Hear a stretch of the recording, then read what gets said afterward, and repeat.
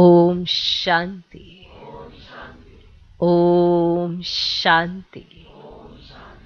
आज की तारीख है 4 अप्रैल 2022। साकार महावाक्य। बाबा कहते, मीठे बच्चे, तुम हो कर्म योगी। तुम हो कर्म योगी। तुम्हें चलते फिरते याद का अभ्यास करना है। तुम्हें चलते फिरते याद का अभ्यास करना है। एक बाप के सिमरन में रह। एक बाप के सिमरन में रह। नर से नारायण बनने का पुरुषार्थ करो।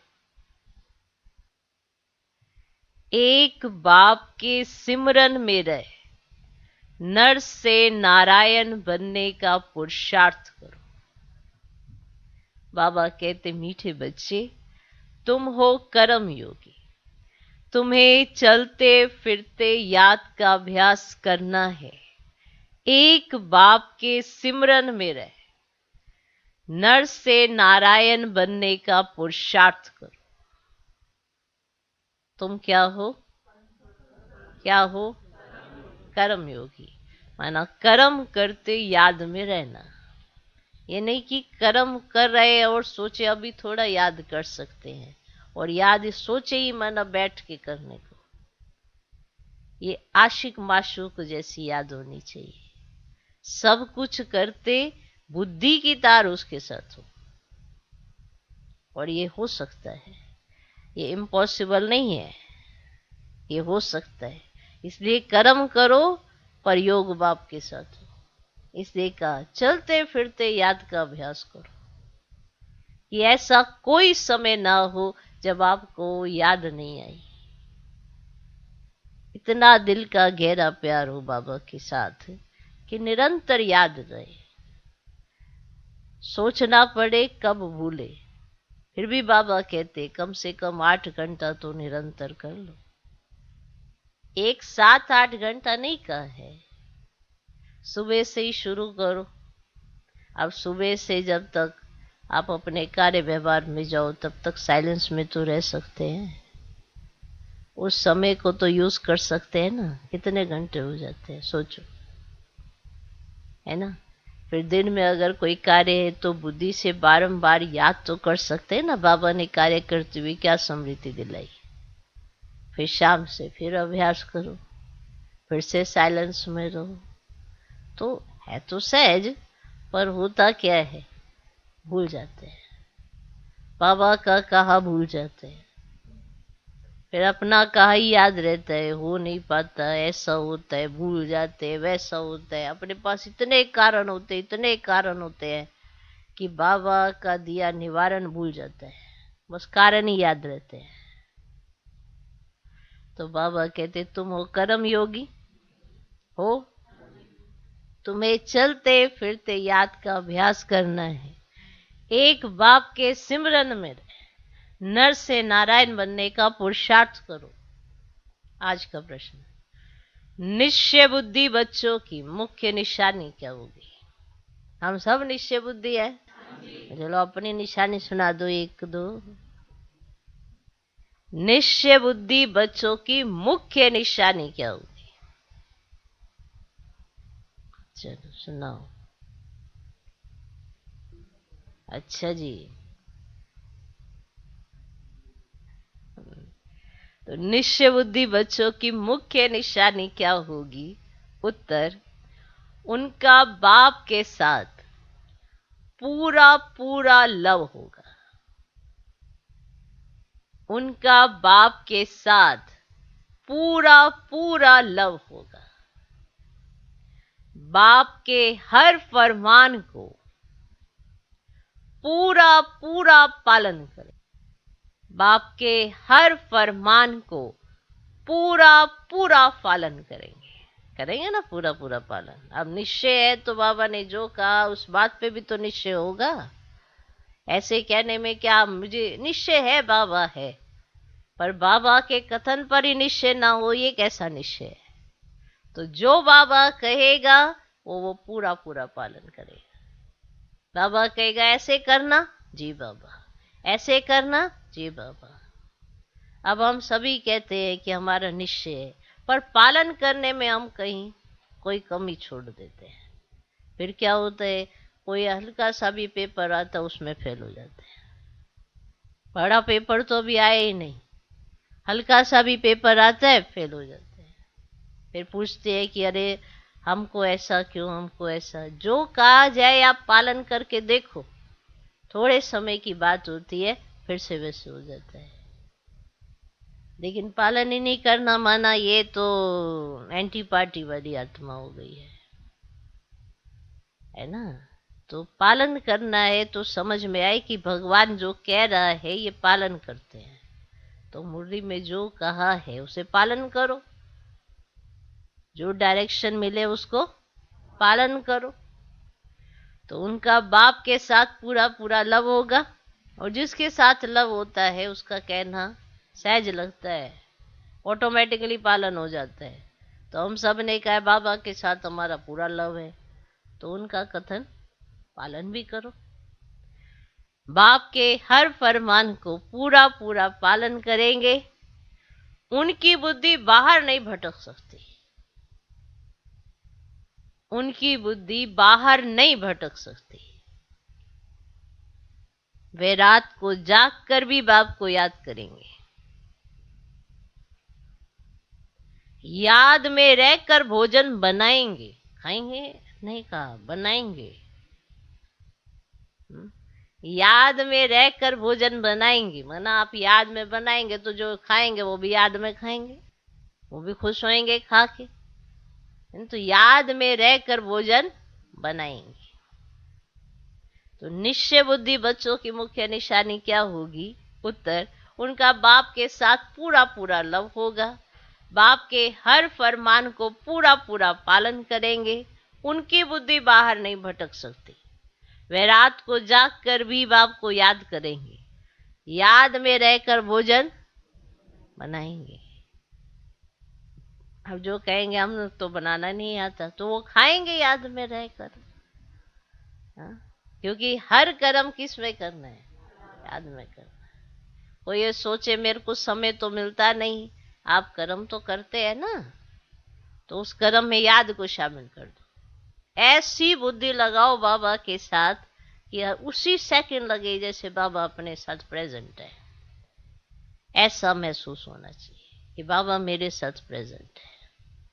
अनुभव तो किया है ना बाप की प्रेजेंस का। बस अब कोई आपके पास में आए, मानो आपने देखा नहीं है, पीछे से कोई आके खड़ा हो, तो होता है ना, एहसास तो होता है ना कि कोई है पीछे, होता है कि नहीं? फिर पीछे पलट के देखते हो, अच्छा ये आए हैं, है ना। तो कई बार वाइब्रेशन भी होते हैं कि ये वाइब्रेशन तो उनके आ रहे हैं कि वो आए हैं क्या। दरवाजा खोल के देखते हो तो सामने होते हैं। तो बाबा की प्रेजेंस के भी तो अनुभव किए होंगे। तो ऐसा योग हो कि बाबा की प्रेजेंस अनुभव होनी चाहिए, समझा। तो उनका बाप के साथ पूरा पूरा लव होगा, बाप के हर फरमान को पूरा पूरा पालन करेंगे, उनकी बुद्धि बाहर नहीं भटक सकती। वे रात को जाग कर भी बाप को याद करेंगे, याद में रहकर भोजन बनाएंगे। सुन रहे हो भोजन बनाने वालों, इतनी बड़ी जिम्मेवारी है, याद में रहकर बनाना है क्या? भोजन। आज का गीत है, तूने रात गवाई सो करके। ओम शांति। पहले तुम बच्चों को निश्चय होना चाहिए कि बाबा यहां का निवासी तो नहीं है, ठीक। पहले तुम बच्चों को निश्चय होना चाहिए कि बाबा यहां का निवासी तो नहीं है। परम नाम से यहां आकर हमको पढ़ाते, क्या पढ़ाते हैं? ऊंचे ते ऊंचा बाप, ऊंचे ते ऊंची पढ़ाई, मनुष्य से देवता बनने की पढ़ाते हैं। ये पढ़ाई प्रसिद्ध है। इससे असुर से देवता अथवा बंदर से मंदिर लायक बनते हैं। इस समय मनुष्यों की शक्ल भल मनुष्य की है, परंतु विकार बंदर से भी जाती है। बंदर से तो मनुष्य में बहुत ताकत है, सीख कर ताकत को पाते हैं। अब यहां भी कोई तो बाप से सीखकर स्वर्ग की राजधानी स्थापन करते हैं, और कोई फिर साइंस सीख नरक का विनाश करते हैं। बरोबर स्थापना और विनाश का कार्य अब चल रहा है। विनाश हमेशा पुरानी चीज का होता है। वे सब रावण को सलाम करते हैं, सिर्फ तुम ही हो जो राम को सलाम करते हो। तुम बच्चे राम और रावण दोनों को जानते हो। मनुष्य कहते हैं व्यास ने गीता सुनाई है, उसमें जो भगवानुवाद शब्द लिखा हुआ है वह सत्य है, परंतु भगवान का नाम बदली कर झूठा कर दिया है।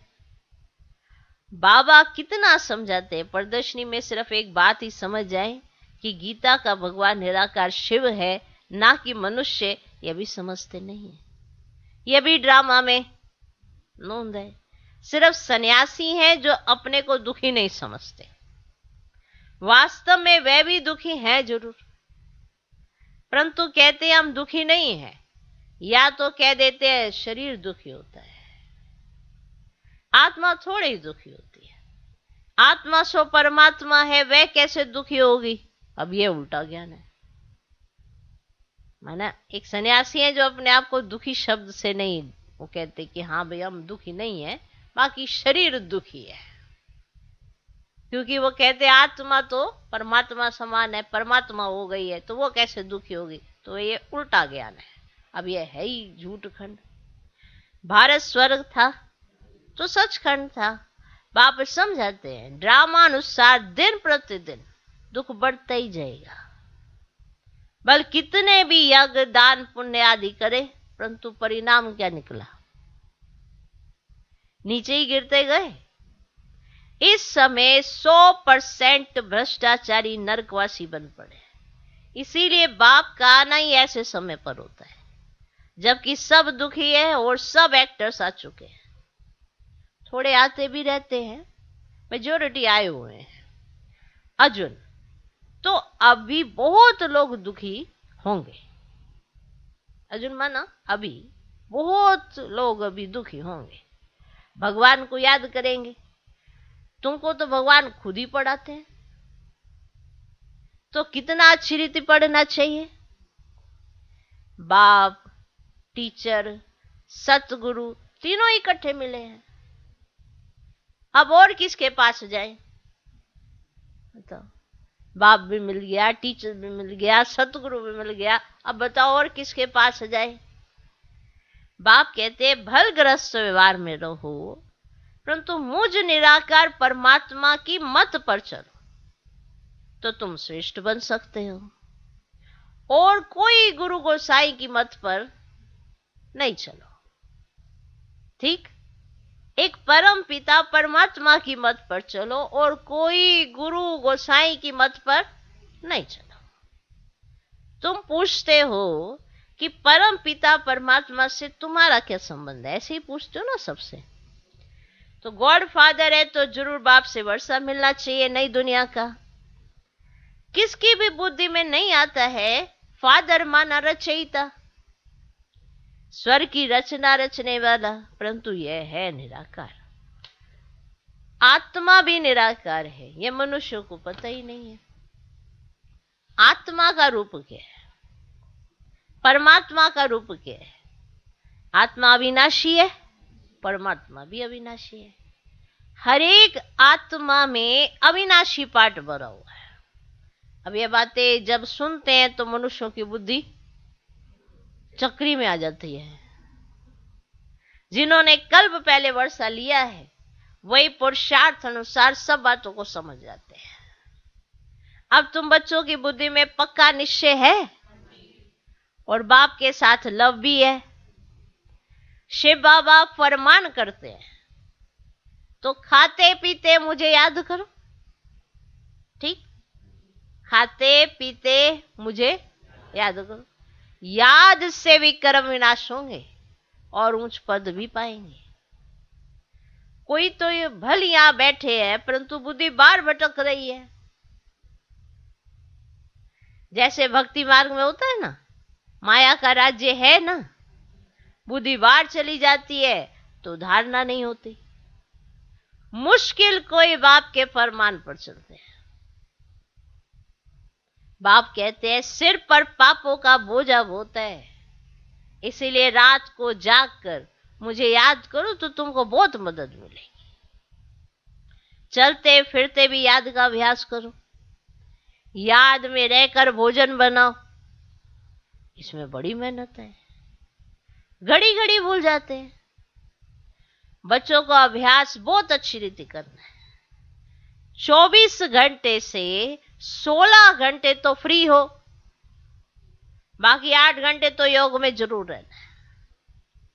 तुम हो कर्म योगी। बाबा कहते सब कुछ करते मेरे सिमरन में रहो। नर से नारायण बनने का पुरुषार्थ करो तो घर बैठे भी जबरदस्त कमाई कर सकते हो। बड़े बड़े आदमी भी आएंगे परंतु टू लेट। तुम्हारे में भी बहुत है जो कहते हैं हम लक्ष्मी को अथवा नारायण को वरेंगे, फिर घड़ी घड़ी भूल जाते। ऐसे बहुत है जो कहते हैं शिव बाबा इनमें आते हैं, माना ब्रह्मा बाबा में। ये बात हमारी बुद्धि में नहीं बैठती है।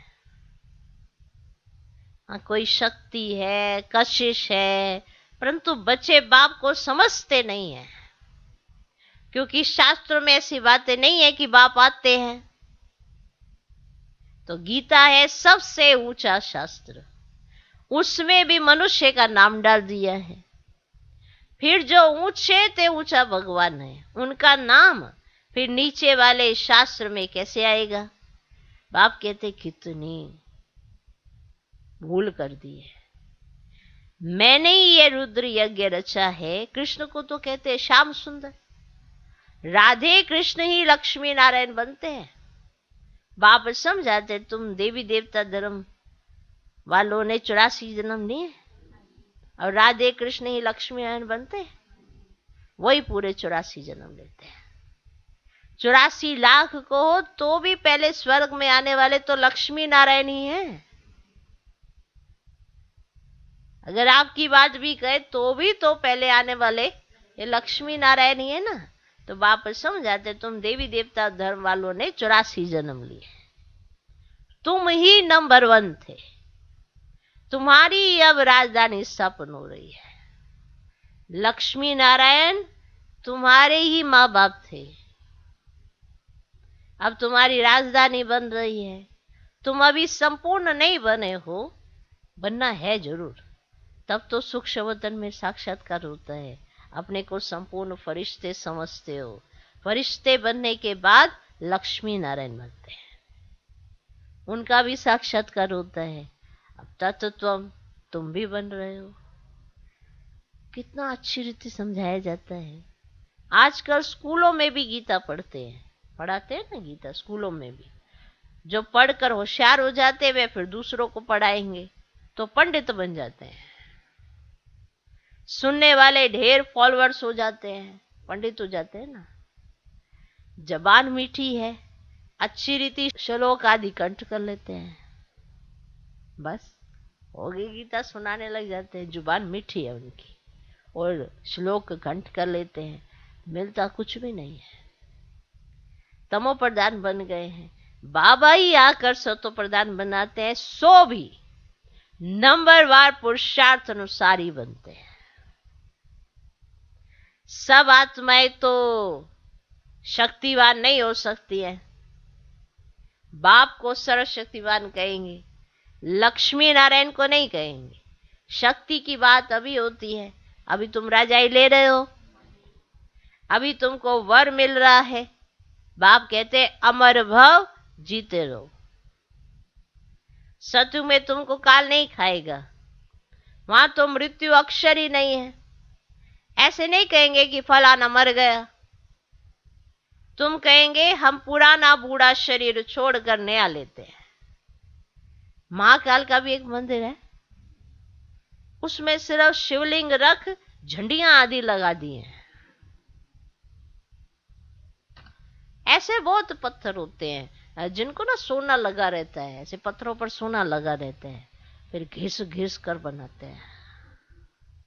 नेपाल में नदी की रेती में सोना बहकर आता था। सत्युग में तुमको सोना बहुत मिल जाना है, वरना अभी आपको सोना, वो सोना नहीं, अभी आपको गोल्ड की जरूरत नहीं है। ये हीरे मोती, ये डायमंड, ये गोल्ड, इसमें नहीं जाना है। ऐसे बहुत पत्थर होते हैं जिनको सोना लगा रहता है, फिर घिस घिस कर बनाते हैं। नेपाल में नदी की रेती में सोना बहकर आता था। सत्युग में तुमको सोना बहुत मिल जाता है। ठीक, यहां सिर्फ भाव के फूल ही चढ़ाओ, वहां सोना पाओ, और कुछ नहीं चाहिए बाबा को। अब तो सोना है ही नहीं, एकदम खल्लास हो गया है। खानियां सब खाली हो गई हैं, स्वर्ग में सोने के महल बनते हैं, फिर से हम अपने स्वर्ग की स्थापना कर रहे हैं। ऐसे बहुत बच्चे हैं, लिखते हैं बाबा हम आपके बन गए हैं। कभी देखा भी नहीं है, माना बाबा को उन्होंने देखा भी नहीं है। अभी तुम अमर लोक के लिए शिव बाबा से अमर कथा सुन रहे हो। निश्चय से ही विजय होती है। अगर आपने कोई संकल्प किया है, जितना आपको निश्चय होगा, विजय भी उतनी ही होती है। निश्चय भी पक्का होना चाहिए, निश्चय भी पक्का होना चाहिए। अच्छा, मीठे मीठे सिकिलधे बच्चों प्रति माता पिता बाप दादा का याद प्यार और गुड मॉर्निंग। रूहानी बाप की रूहानी बच्चों को नमस्ते। हम रूहानी बच्चों की भी रूहानी बाप को नमस्ते नमस्ते नमस्ते। Good morning good morning good morning. धारणा के लिए मुख्य सार, पहला पॉइंट, निश्चय बुद्धि बन। एक बाप से पूरा पूरा लव रखना है। निश्चय बुद्धि बन, एक बाप से पूरा पूरा लव रखना है। बाप के फरमान पर चल, माया पर जीत पानी है। बाप के फरमान पर चल, माया पर जीत पानी है। निश्चय बुद्धि बन, एक बाप से पूरा पूरा लव रखना है। बाप के फरमान पर चल, माया पर जीत पानी है। दूसरा पॉइंट, शरीर निर्वाह अर्थ कर्म करते, शरीर निर्वाह अर्थ कर्म करते कर्म योगी बनना है। शरीर निर्वाह अर्थ कर्म करते कर्म योगी बनना है। याद का चार्ट 8 घंटे तक जरूर बनाना है। याद का चार्ट 8 घंटे तक जरूर बनाना है। आज का वरदान, होली हंस बन, व्यर्थ को समर्थ में परिवर्तन करने वाले, फीलिंग प्रूफ भव। होली हंस बन, व्यर्थ को समर्थ में परिवर्तन करने वाले, फीलिंग प्रूफ भव। सारे दिन में जो व्यर्थ संकल्प, व्यर्थ बोल, व्यर्थ कर्म और व्यर्थ संबंध संपर्क होता है, उस व्यर्थ को समर्थ में परिवर्तन कर दो। व्यर्थ को अपनी बुद्धि में स्वीकार नहीं करो। अगर एक व्यर्थ को भी स्वीकार किया तो वह एक अनेक व्यर्थ का अनुभव कराएगा, जिसे ही कहते हैं फीलिंग आ गई। फीलिंग आ गई। इसलिए होली हंस बन, व्यर्थ को समर्थ में परिवर्तन कर दो। फीलिंग प्रूफ बन जाएंगे। कोई गाली दे, गुस्सा करे, आप उसको शांति का शीतल जल दो। यह है होली हंस का कर्तव्य। ठीक, सारे दिन में जो व्यर्थ संकल्प, देखो व्यर्थ संकल्प तो आते हैं, फिर बोल भी व्यर्थ निकलते हैं, फिर कर्म भी व्यर्थ हो जाता है और व्यर्थ का संबंध संपर्क हो जाता है। माना आप उन्हीं का संपर्क करना चाहेंगे जो आपसे व्यर्थ की लेन देन कर सकते हो, जो आपको समर्थ की तरफ ले जाए, आप उनका संग छोड़ दोगे। जो आपको सही बात सिखाएं, आप उनसे बात भी नहीं करना चाहोगे क्योंकि वो आपको टोकेंगे। और जो व्यर्थ की तरफ लेके जाए, उसका कनेक्शन आपको अच्छा लगेगा और आप उसके कनेक्शन में रहोगे भी। तो व्यर्थ संकल्प, व्यर्थ बोल, व्यर्थ कर्म और व्यर्थ का संबंध संपर्क, उस व्यर्थ को समर्थ में परिवर्तन कर दो। आप जब तक परमात्म श्रीमत को अपने जीवन में धारण नहीं करेंगे, तब तक समर्थता नहीं आती है, तब तक व्यर्थ हावी रहता है। इसीलिए उस व्यर्थ को समर्थ में परिवर्तन कर दो। व्यर्थ को अपनी बुद्धि से स्वीकार नहीं करो। किसी की बात सुन ली आपने, बुद्धि में हाँ हाँ बिल्कुल ठीक कह रहा है, बिल्कुल ठीक कह रहा है, आपने भले हाँ नहीं किया, हूं नहीं किया, लेकिन अंदर से माना कि हाँ ये बात में थोड़ा असर है, तो आपने स्वीकार कर ली। लेकिन जैसे ही आपने कोई व्यर्थ बात सुनी, आपने तुरंत उसका समर्थ जनरेट किया, तो वो व्यर्थ बात आप में एंटर ही नहीं करती है। समझे? अगर आपने किसी की बात सुनी और उसको उसी रूप में धारण कर लिया, तो आप व्यर्थ के खाते में चले गए हैं। अब आपको जरा जरा सी बात पे फीलिंग आने वाली है, छोटी छोटी बात आप उठाने वाले हैं। अब मान के चलना, क्योंकि व्यर्थ कहीं और नहीं, आपने खाता बनाया हुआ है, सोच का भी, बोल का भी, कर्म का भी और संपर्क और संबंध का भी। तो जब इतना बड़ा खाता होगा तो समर्थ कहां से चलेगा? इसीलिए बाबा ने आपको रोज सुबह सुबह समर्थ महावाक्य दिए हैं व्यर्थ को खत्म करने के लिए। लेकिन हम परमात्म महावाक्यों को अनुसरण ही नहीं कर पाते, माना धारण ही नहीं कर पाते, उस पर चल ही नहीं पाते हैं। और फिर हम सोचते हैं मेरा व्यर्थ खत्म कैसे होगा।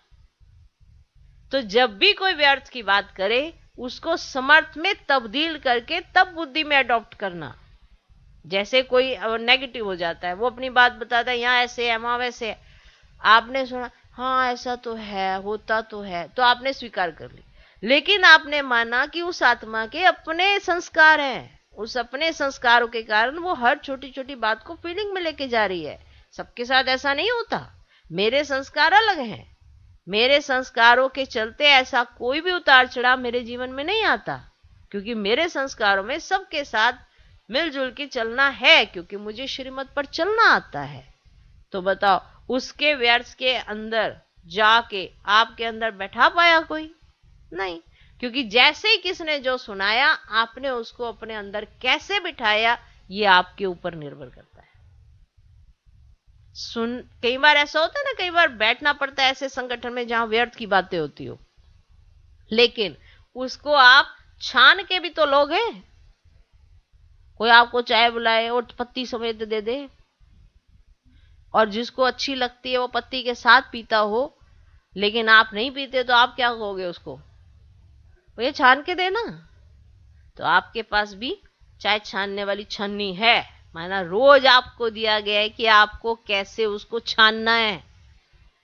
आपके पास बुद्धि है, आपके पास बुद्धि में श्रीमत है, आप उसे छानिए ना, जिसके आधार पर आप सही चीज स्वीकार करिए। गलत क्यों स्वीकार कर रहे हैं?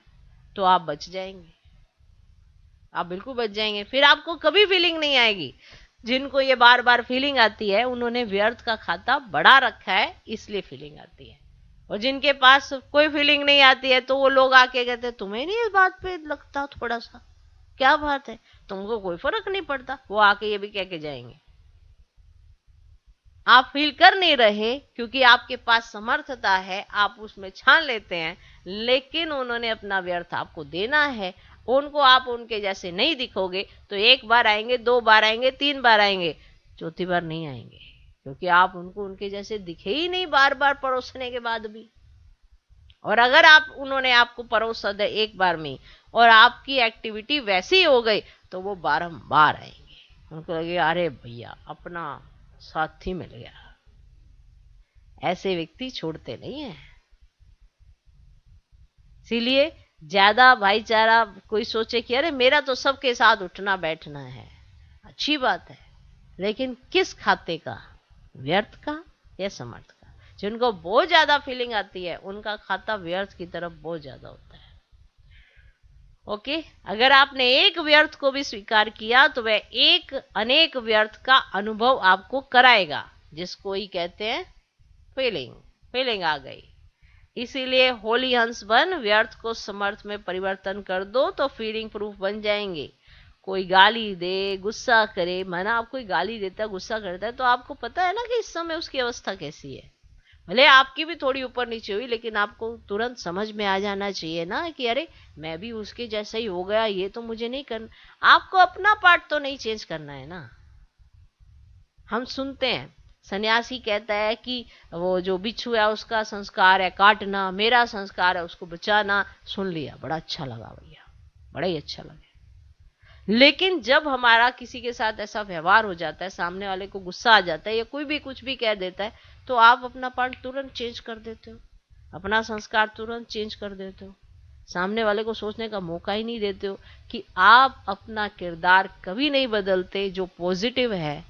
तो वो फिर अपने आप को भी तो बदलेगा ना, तभी बदलेगा जब आप अपने आप को नहीं इस तरह से बनाओगे, नेगेटिव नहीं बनोगे। तो अगर आप भी नेगेटिव बन रहे हो, आपको भी ऐसे गुस्सा आ रहा है, आप भी गाली गलौज करने, तो सारे अरे अपनी पार्टी है ये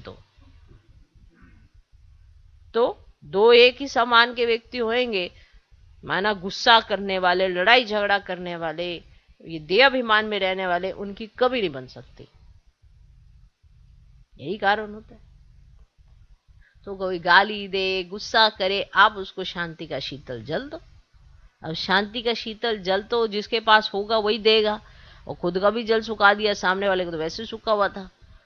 कहते हैं ना क्रोध में पानी के मटके भी सूख जाते हैं। तो कौन से मटके, कोई पानी भरा हुआ थोड़ा रखा होता है, ये शांति का जल, ये सूख जाता है, शांति सूख जाती है। आप सोचते होंगे पानी के मटके सूख जाते हैं, मतलब क्या, माना पानी पड़े पड़े सूख जाता होगा। इमेजिनेशन में तो ऐसे ही आता है कि पानी के मटके सूख जाते हैं क्रोध में।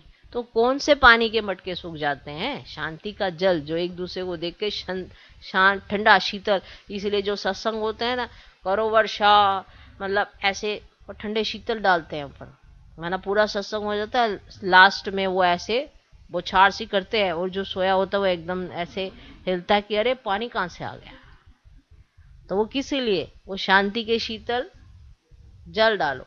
तो पहले खुद रहो शीतल, तो दूसरे को शीतल बना सो। यह है होली अंश का कर्तव्य।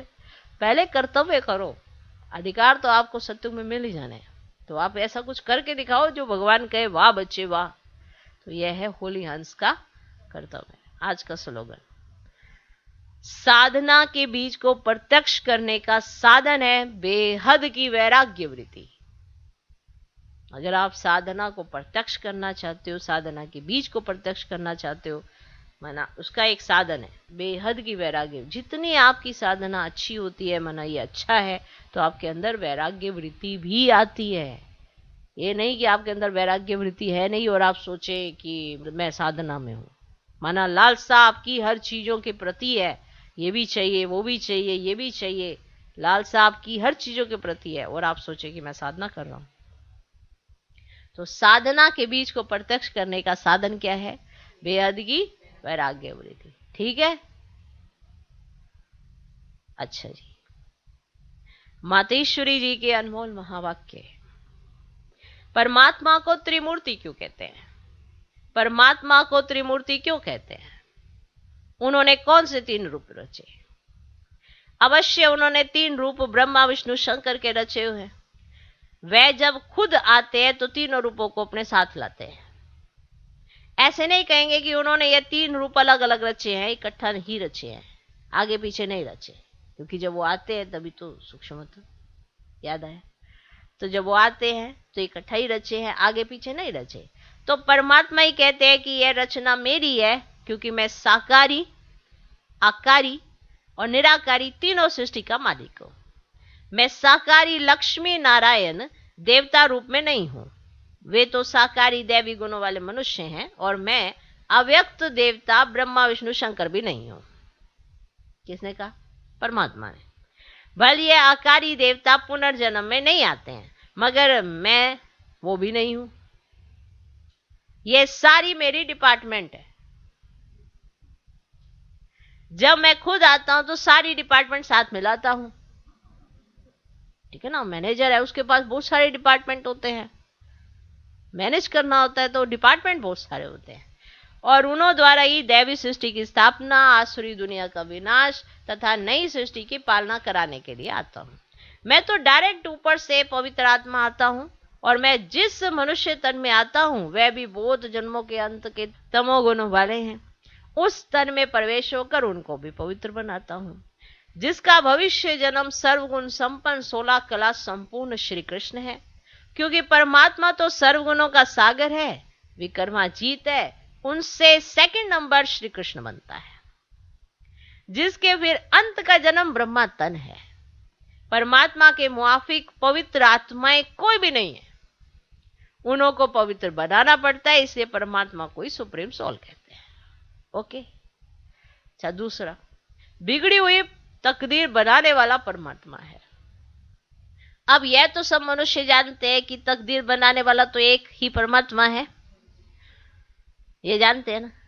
तो परमात्मा को कहा जाता है तकदीर का मालिक। वो आकर हम आत्माओं की तकदीर बनाते हैं। जो बिगड़ी हुई तकदीर है उनको नया बनाने वाला परमात्मा है। बाकी ये जो मनुष्य कहते हैं तकदीर बनाना व बिगाड़ना परमात्मा के हाथ में है, यह सब कहना सरासर भूल है। तकदीर बनाना परमात्मा के हाथ में है, परंतु जब मनुष्य उस तकदीर बनाने वाले को भूलते हैं तब उसकी तकदीर बिगड़ जाती है। गोया तकदीर को बिगाड़ने वाला, तो तकदीर को बिगाड़ना मनुष्यों के हाथ में है, तकदीर बनाना परमात्मा के हाथ में है, लेकिन बिगाड़ी तो मनुष्य ने अपने आप है ना। क्योंकि भूले परमात्मा को तो अपनी तकदीर भुला ली और बिगाड़ दी, समझा। तो तकदीर को बिगाड़ना मनुष्य के हाथ में है। तो जब मनुष्य अपने आप को भूलते हैं, अपने बाप को भूलते हैं, तो तभी मनुष्य से उल्टा कार्य होने के कारण वो अपनी तकदीर को लकीर लगाते हैं। तो अभी आपने ब्राह्मण जीवन में भी अनुभव किया होगा, जब आप अपने आप को भूलते हो और बाप की श्रीमत को भूलते हो तो क्या करते हैं, तकदीर पर लकीर लगाते हैं ना। तो श्रीमत याद रहेगी, बाप याद रहेगा, तुम कौन हो ये याद रहेगा, तो तकदीर जगेगी। और वैसे क्या करते हैं, लकीर लगाते। तो बिगाड़ने वाला हुआ मनुष्य और बनाने वाला हुआ परम पिता। इसीलिए परमात्मा को सुखदाता कहते हैं, ना कि दुखदाता कहेंगे। देखो, जब परमात्मा स्वयं ही इस सृष्टि पर अवतरित होते हैं तो सभी मनुष्यों की बिगड़ी हुई तकदीर बनाते हैं, इसी अर्थात सबको सदगति दे देते हैं। तभी तो परमात्मा को सभी मनुष्य आत्माओं का उद्धार करने वाला कहते हैं। तो परमात्मा कहते हैं, बच्चे मैं इस संगम पर आए सबकी तकदीर बनाता हूं। ऐसा नहीं कोई की तकदीर बने और कोई की ना बने, परंतु परमात्मा तो सबकी तकदीर बनाते हैं, क्योंकि सभी मनुष्यों का सारी सृष्टि से संबंध है। तभी तो परमात्मा के लिए तो कहते हैं ना कि परमात्मा के लिए तो कहा जाता है ना कि तकदीर बनाने वाला जरा सामने तो आओ, हे तकदीर बनाने वाले जरा सामने तो आओ, जरा सामने तो आओ, ऐसे है ना, सामने तो आओ। तो यही सबूत है कि परमात्मा तकदीर बनाने वाला है, बिगाड़ने वाला नहीं। बिगाड़ने वाला मनुष्य है, जो अपने आप को भूले, अपने बाप को भूले, अपने तकदीर को भूल गए। और तकदीर कैसे बनती, तो बिगाड़ने वाला मनुष्य स्वयं है और बनाने वाला